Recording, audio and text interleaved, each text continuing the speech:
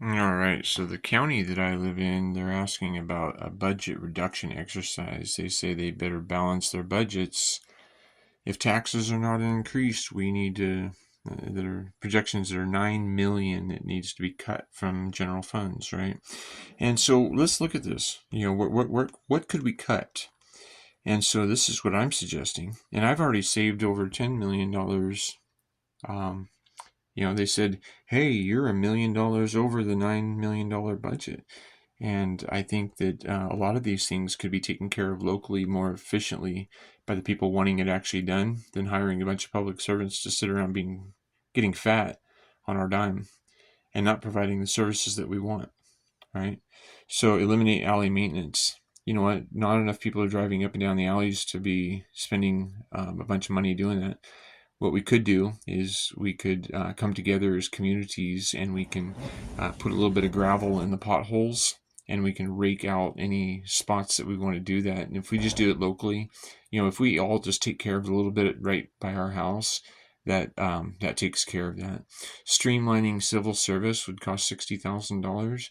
It should be a streamlined service, right? We've been doing it long enough that there should be efficiency, accountability, and transparency that we find.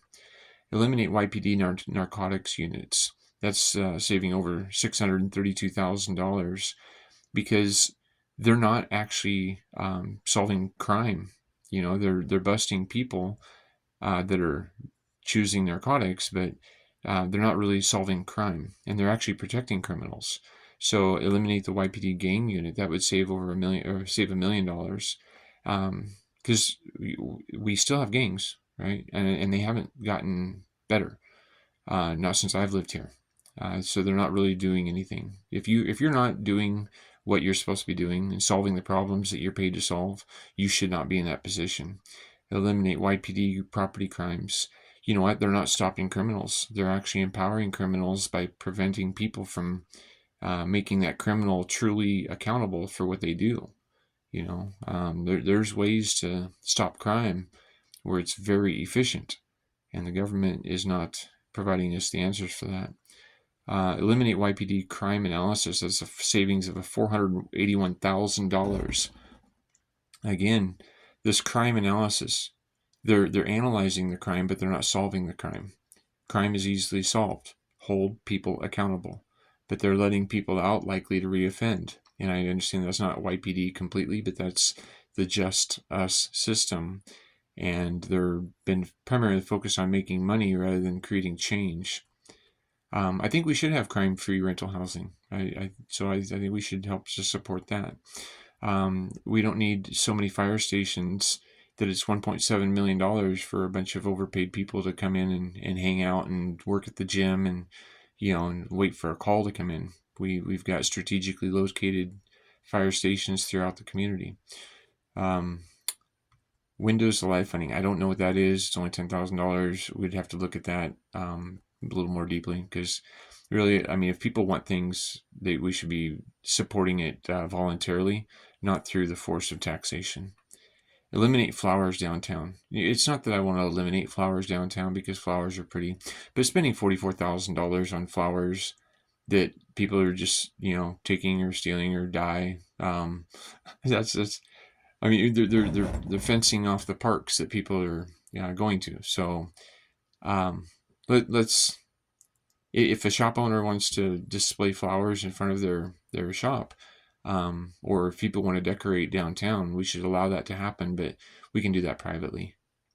Um, Reduce. There's a whole bunch of people who can't afford their taxation right now. It's causing a struggle for them. So demanding more from the taxpayer is not the answer. Reduce funding for YPD traffic unit. They have pulled me over so many times just to try to generate revenue. I wasn't even hurting anybody or speeding or anything like that, but I mean a loose wire on my headlight cost me $700 because of those tyrants. I would choose to defund that. Close Franklin Pool and close Lion Pool. It's not that I want the pools closed, but we could support those privately, and without volunteers are fantastic, and there's a whole bunch of people that if you give them even a little bit of an incentive, they volunteer their time.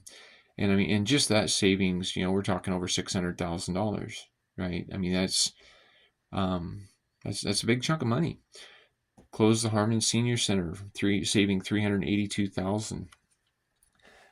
I don't really want the senior center to close, but I mean, um, if it's a minimal engagement of people that are participating in programs there, and we're not just operating on a volunteer basis. I mean, once a building is created, I helped do the plumbing on that building, so I know that once a building is created, it's just going to work that way for a long time.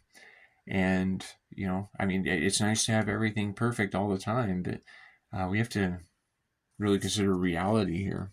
I don't want to see the youth programs eliminated, but I mean, adults, if they want to, go play soccer, they can. They can pitch in and play soccer, but we don't need to. We don't need to be stealing from some people who can't afford it to pay for people who probably can. Reduce funding for parks maintenance, $250,000. If the parks were being created in a different way with less maintenance required, we wouldn't need to be spending so much money. I know how to do that, and I'm willing to consult for free to the community, so we can set an example for other communities and how they can do things a little bit differently. I mean, we spend a lot of money on just mowing grass, but if we planted clover instead, the clover doesn't need to be mowed, and it also provides better resources and requires less water.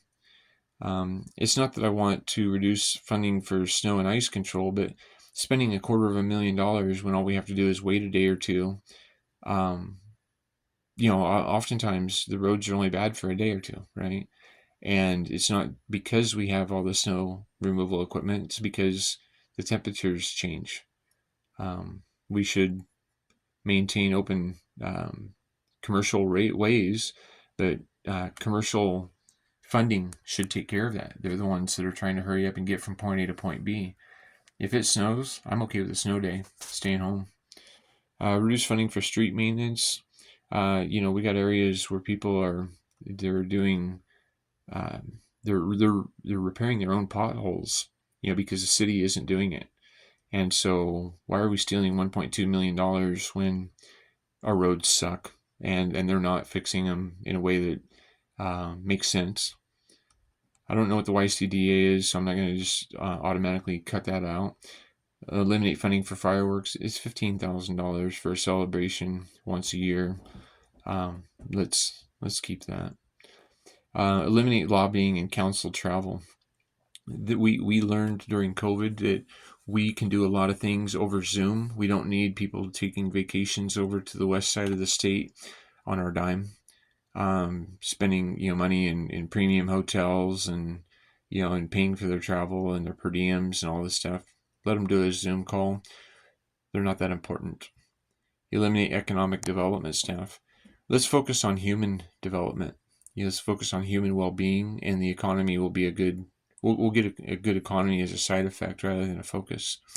Eliminate code enforcement officers. We need to. Let's see. That saves us $400,000 a year. Those code enforcement officers are absolute tyrants. They have stolen people's homes because somebody complained about their property. Well, you know what? If somebody isn't affecting you directly, you need to quit sending the law after them and having people being, fear tactics and threats of extortion. That's insane. Eliminate large legal department front desk support. Most of the things are being done online anyway. Close Washington Fruit Community Center. Again, $319,000 for what some people are using, and it's we can be doing a lot of things with volunteers.